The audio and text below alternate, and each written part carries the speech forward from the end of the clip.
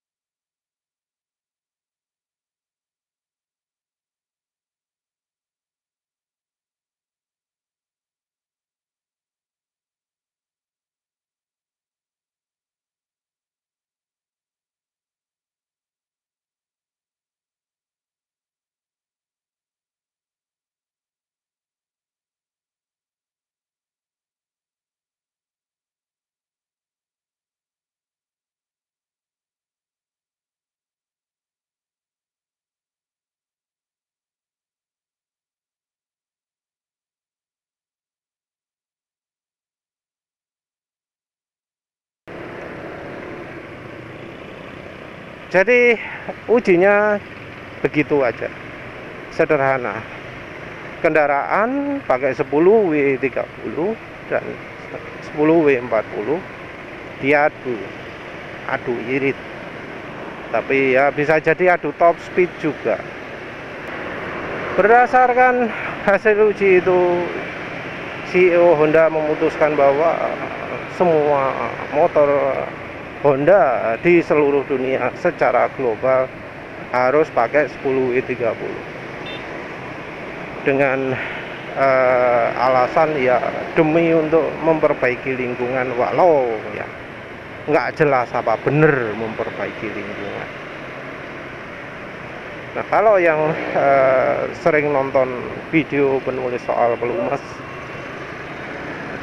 pasti ya bakal muncul kecurigaan, muncul aneh ya, muncul rasa aneh. Anehnya kenapa? Nah, karena ujinya cuma di Jepang toh. Mereka melakukan cuma pakai berdasarkan 2 kendaraan saja. Tapi terus tiba-tiba menyimpulkan 10W30 itu yang paling ideal. Ujinya cuma di Jepang tok, itu yang paling masalah. Ujinya dilakukan suhu berapa juga nggak jelas ya. Nanti penulis coba cari apakah ada dokumennya. Entah apakah Google itu bisa mencari di website Jepang atau enggak, karena mestinya kalau penelitian itu dipublikasi adanya di Jepang ya. Aneh kalau sebuah penelitian yang mengaitkan pelumas itu dilakukan cuma di satu tempat di Jepang toh, tanpa melakukan pengujian hal yang sama ya, di Indonesia. Karena ya, yang namanya pelumas itu betul-betul tergantung dengan daerahnya. Oli yang sama, kita pakai contoh Mesran SE40 lah ya, yang penulis itu banyak terima masukan. Oli yang sama, oli Mesran SE40 itu ada yang ngomong terlalu encer. Sip mas, tapi kalau siang panas, kalau malam halus. Ada loh ya, ada beberapa orang yang cerita pakai Mesran SE40 seperti itu.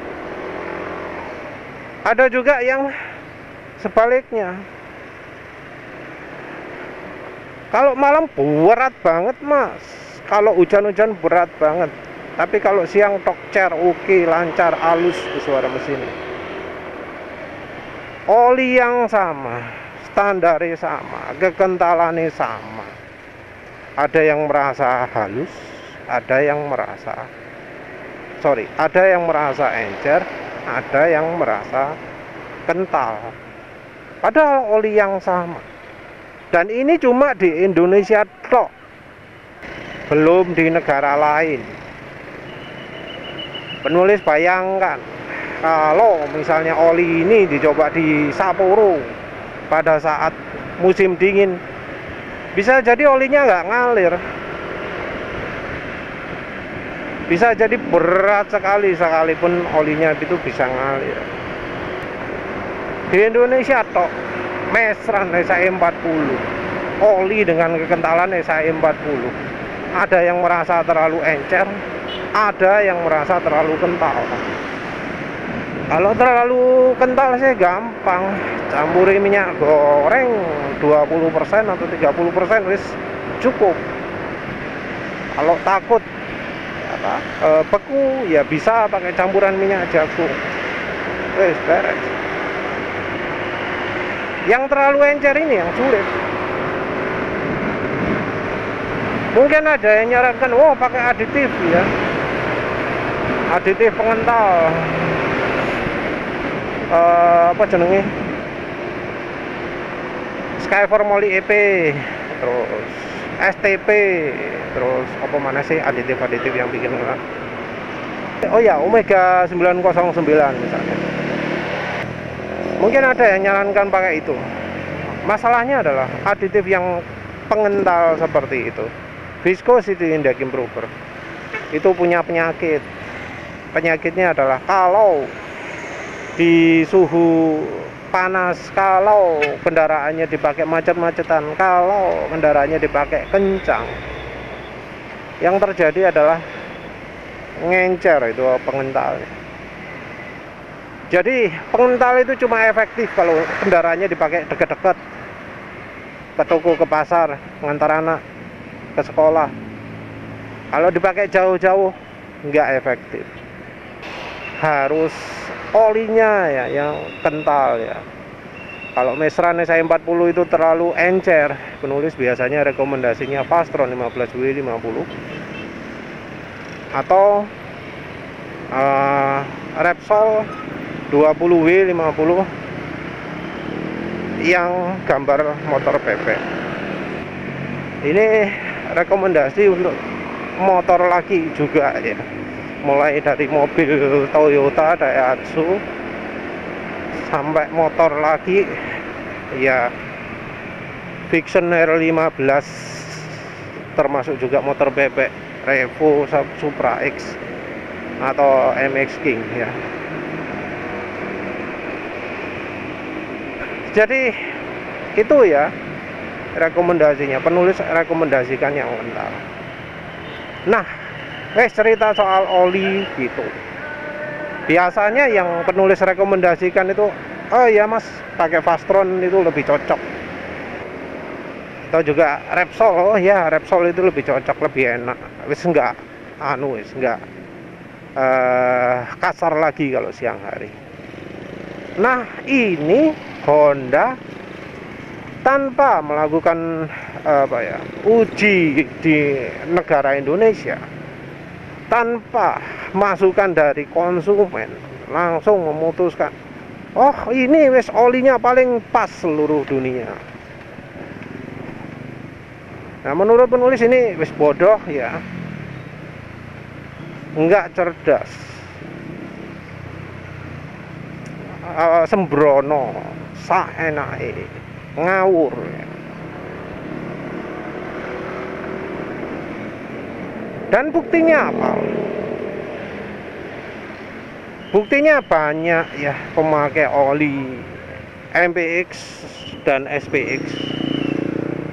Mau MPX 1, SPX 1, MPX 2, SPX 2. Banyak ya yang melaporkan peningkatan irit bahan bakar, peningkatan top speed, peningkatan akselerasi, peningkatan performa, peningkatan efisiensi kendaraan ketika mereka pakai oli yang lebih kental, yang manapun lah. Mau itu pakai oli Shell, mau pakai Repsol, mau pakai Mesran, mau pakai Fastron, mau pakai ya banyak merek lah. Bahkan ya termasuk merek-merek yang nggak penulis rekomendasikan, seperti misalnya BM1, Top One gitu ya. Banyak yang mendapatkan hasil yang positif,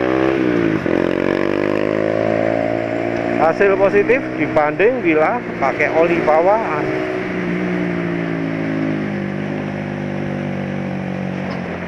Jadi wes jelas lah, wes mau secara logika, mau secara fakta, yang dilakukan Honda itu, yang disampaikan lewat CEO-nya itu ngawur ya, nggak cerdas. Nggak bisa kita ngikutin rekomendasi dari Honda kalau caranya kayak gitu ya, ngeyel. Oh, rekomendasi pabrikan itu pasti sudah diperhitungkan, sudah dipertimbangkan masa-masa, sudah melalui pengujian. Tapi faktanya ya, di lapangan nggak ada yang berani mengikuti rekomendasi pabrikan Jepang. Rekomendasi untuk ganti oli tiap 6.000 km. Kan sama pabrikan Honda ya, Honda WC 160, Vario 160, ADV 160, entah motor apa lagi. Ganti oli itu dilakukan tiap 6.000 km. Apa ada mekanik Honda, dealer Honda yang berani nyuruh konsumen ganti di 6.000 km? Nggak ada yang berani. Nggak ada yang berani. Wes alasannya macem-macem lah. Kenapa kok pabrikan nyuruh 6.000 tapi ganti olinya kok 2.000? Oh, alasannya macem-macem. Tapi itu biasanya wes, oh kayak ganti ban ya. Ban itu kalau belum tipis ganti kan ya lebih baik kok ya. Tapi itu menurut penulis apa ya, hipokrit ya, apa jenenge, orang yang standar 2. Nah, kenapa kalau ganti oli dipercepat tujuannya adalah untuk biar lebih aman? Kenapa tahu olinya hitam gitu nggak ganti lebih cepat? Karena kan ya, kalau kita lihat orang yang pamer motor Honda baru di drain ya olinya di 1.000 km, mau itu Honda PCX 160, Vario 160, ADV 160. olinya kan hitam, padahal itu pakainya masih 1000 km.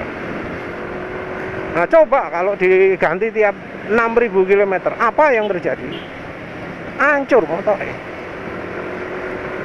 Nah gitu orang-orang pembela merek Honda ngomong itu sudah dipikirkan oleh pabrikan, sudah melalui pengujian macam-macam. Kalau menurut penulis ya enggak lah ya. Rekomendasi 6000 km itu adalah kebodohan pabrik Jepang. Enggak pinter itu. Rekomendasi 6000 km adalah bukti bahwa pabrikan Jepang itu ngawur. Ya, penulis ngomong pabrikan Jepang karena Honda merupakan perwakilan pabrikan Jepang kan ya. Bangsanya nomor 1 di Indonesia. Rekomendasi 6000 km menunjukkan ya insinyurnya nggak ngerti caranya apa? Nggak ngerti cara menguji oli yang benar. Coba dah kalau yang merasa rekomendasi pabrikan itu benar, ganti tiap 6000 km. Buktikan bahwa oh ini loh Honda pakai ganti oli 6000 km aman. Ya tentu pakainya kayak penulis dong ya. Pakai jalan lengang kencang, jalan 110 tadi itu. Kalau macet ya pelan-pelan nyantai gitu. Saenake. Apa berani? Ya enggak lah. Yang soal kekentalan juga sama. Kekentalan 10W30 jelas nggak cocok untuk Indonesia. Nggak cocok.